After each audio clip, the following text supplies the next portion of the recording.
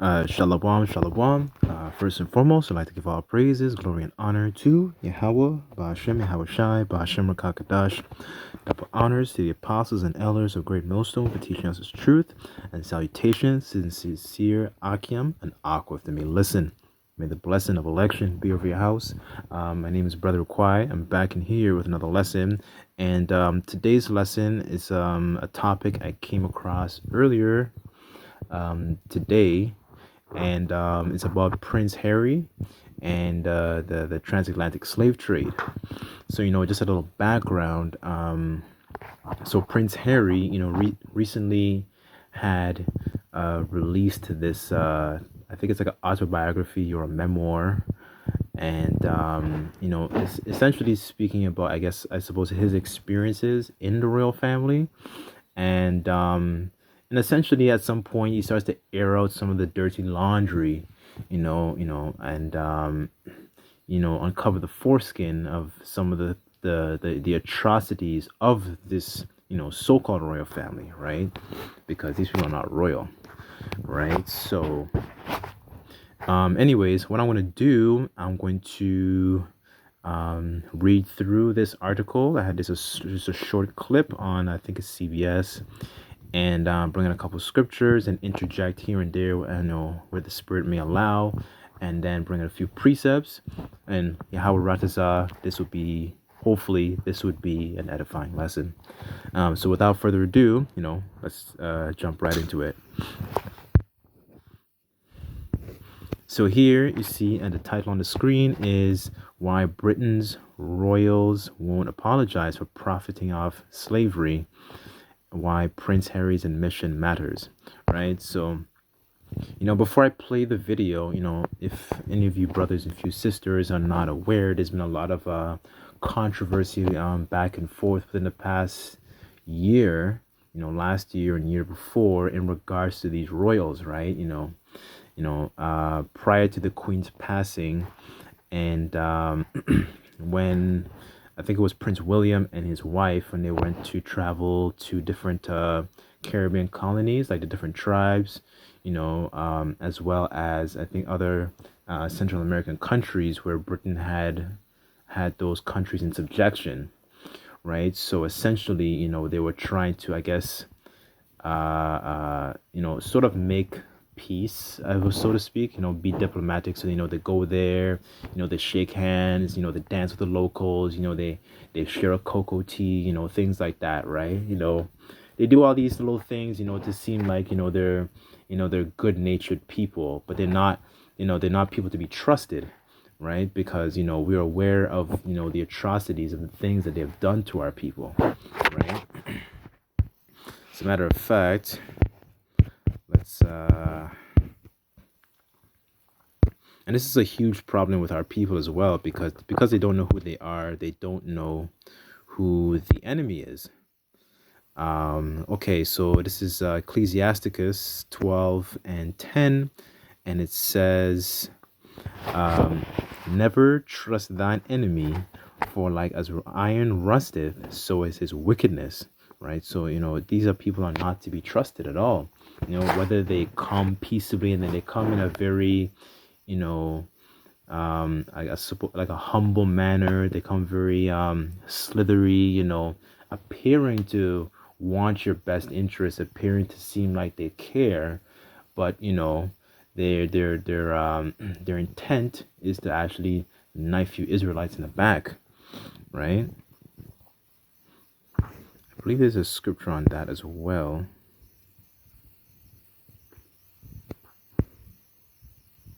Okay, here it is. Here it is. Okay, okay, so this is verse 16, and it reads, "An enemy speaketh sweetly with his lips."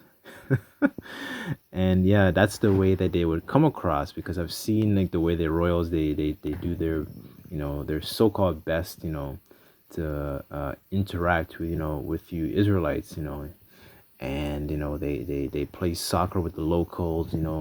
Sometimes the husband would dance with the women, the local women, Okay, and continue on. It says, but in his heart he imagineth how to throw thee into a pit. He will weep with his eyes, but if he find opportunity, he will not be satisfied with blood. Right. So this is the ultimate goal of these, these Edomites, man. These these royals. They don't care about you people.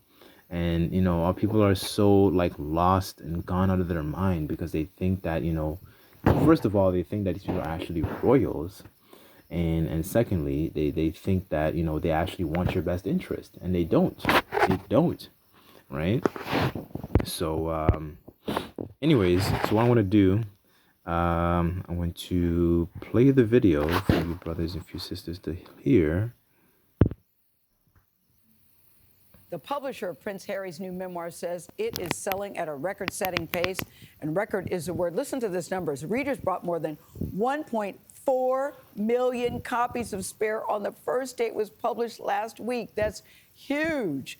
The book is still making headlines. I read it this weekend. It's worth a read, even for Harry's brief comment that his family made a fortune from the slave trade. That fact is generating a whole lot of talk about a very disturbing part of the monarchy's very long history. Holly Williams has that part of the story. The British monarchy is known for many things: pomp, pageantry and family discord. But less well known is its connection to slavery. I mean, it goes all the way back to Elizabeth I. The British monarchy has been heavily involved in financing enslavement voyages of traffickers, but also beneficiaries of actually the labour of enslaved Africans. Esther Stanford Kosei is a lawyer and reparations expert. The governor of the Royal African Company was James II, otherwise known as the Duke of York. They also found ways of branding African people with the inscription DY for Duke of York. Enslaved Africans were... So these are examples of what they did to our people, just to interject, right? So, as the video explains that, they branded us, just a little context as well. Some of the things that they also did to, the Scots, the so-called black Scots and the black Irish, so this was during a time when you still had, Israelites in power during that Middle Age period.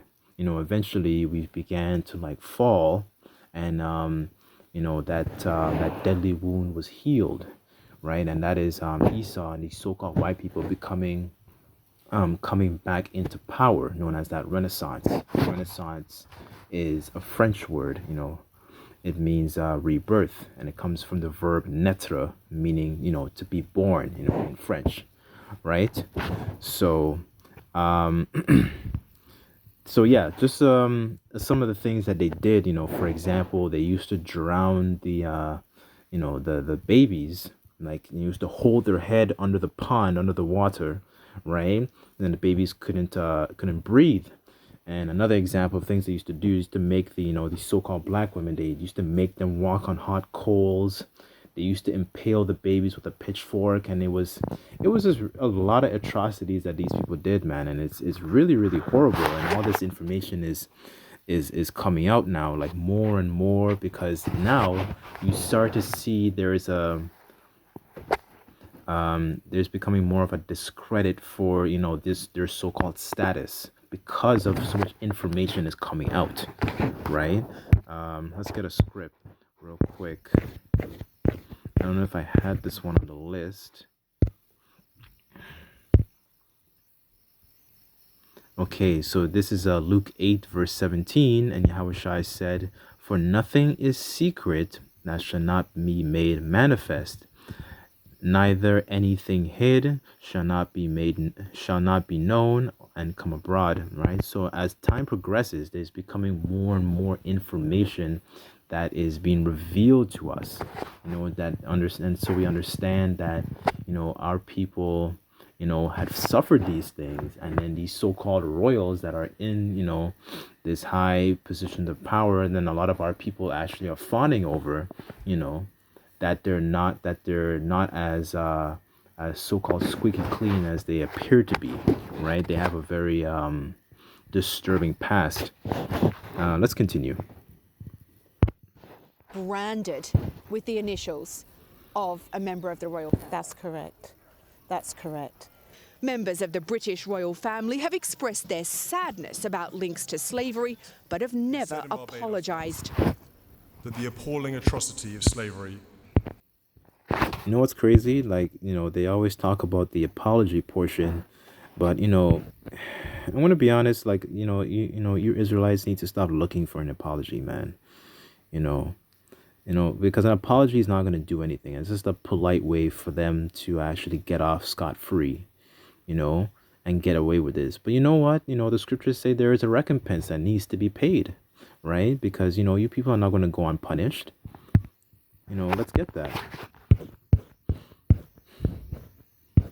This is horrible, man. This is really, really horrible.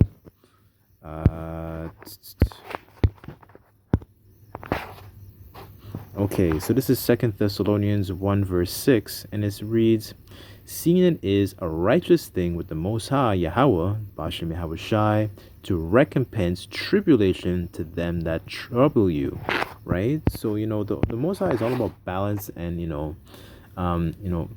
bringing forth justice. This is really and true justice. This is real reparations, not some handout that, our people get, food stamps or, a $10,000. Those are not true reparations, right? This is what the scripture says. It brings us to give us that understanding that, what happened to us must be happened to them, right? Let's continue. forever stains our history. I want to express my profound sorrow. The reason why he doesn't go further is that he is aware of what it will mean to actually apologise in terms of the legal obligation to make reparation. He's worried that it could cost him and the monarchy money. Not only money, but status. He will be exposing actually the criminality of this institution. Historians say it's impossible to calculate exactly how much wealth the monarchy generated from trafficking in human beings. But when William and Kate visited Jamaica last year, they were met by protests demanding not just an apology, but reparations. And the trip was criticised as a... Right, so it's a good thing that our people are upset, because this needs to be corrected, man. This really needs to be corrected. This needs to be, some justice actually issued forth, man. And it's very interesting that they mention about they're unable to actually calculate how much money was actually accumulated over this period of time, right? While we were in slavery, while we were in subjection, and there's a scripture on that too.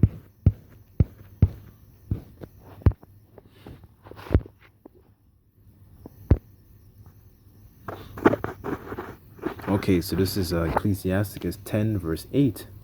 Because of unrighteous dealings, injuries, and riches got by deceit, the kingdom is translated from one people to another. And that's something that we're hoping for, because there has been too many unrighteous dealings on this planet of what these people have done to our people, what they have done to the Most High's apple of his eye, right? a damaging throwback to colonialism, including this meeting with local children through a wire fence. One royal who has addressed his family's connection to slavery more explicitly is Prince Harry. In his book, Spare, he acknowledges that the monarchy rests upon wealth generated by exploited workers and thuggery, annexation and enslaved people. In terms of Prince Harry going this far, it's really, really important. We can see the establishment reaction, including the establishment media, who are seeking to belittle him, demonize him, because he is daring to speak universal truths and actually be in touch. Just another comment on this, him speaking out. It's also interesting that a lot of these public schools in America are, trying to hide a lot of the history of what happened to our people. The Northern Kingdom as well as the Southern Kingdom. Especially, there was something that always caused a bunch of controversy was the whole critical race theory. Was one of the things that that they didn't want people to know about. They don't want people to know about the slave trade or what happened to these so-called Native Americans, right? Because it still continues to remain a stain in Britain's past as well as America, right? But for the sake of argument, we're talking about Britain at the moment, right?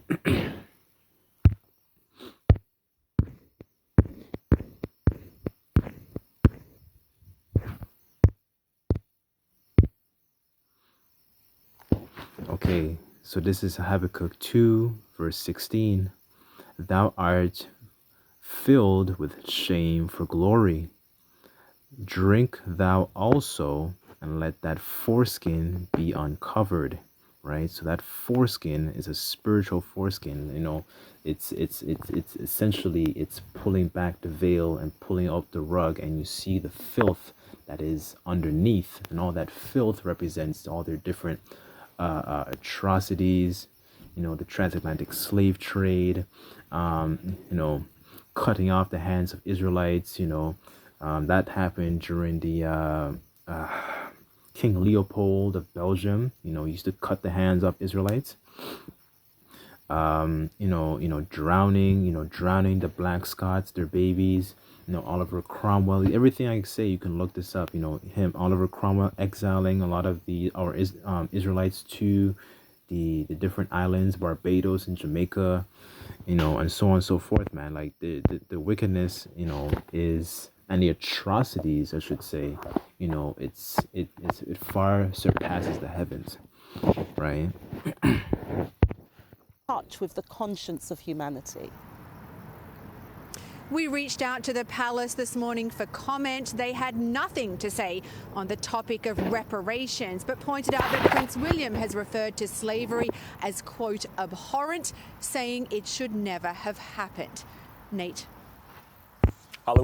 Well, unfortunately, it did happen, and what does the scriptures say upon an issue like this, right? Let's get one more script.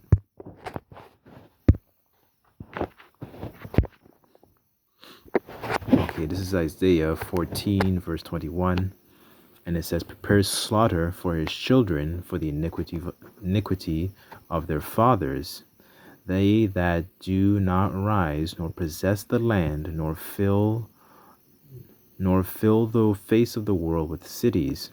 Right? So, this is the recompense that is being demanded and needs to be paid, right? Because there's no amount of money that can actually,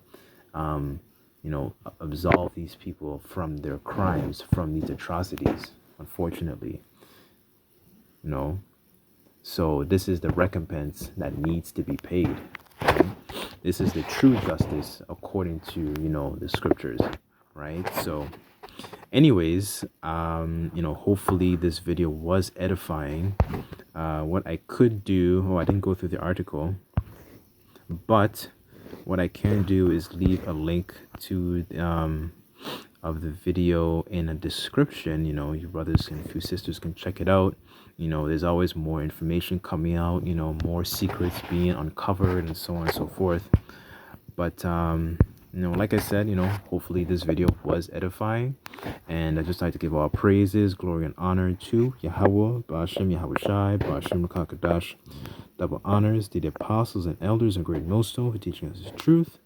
Till next time, I say Shalom.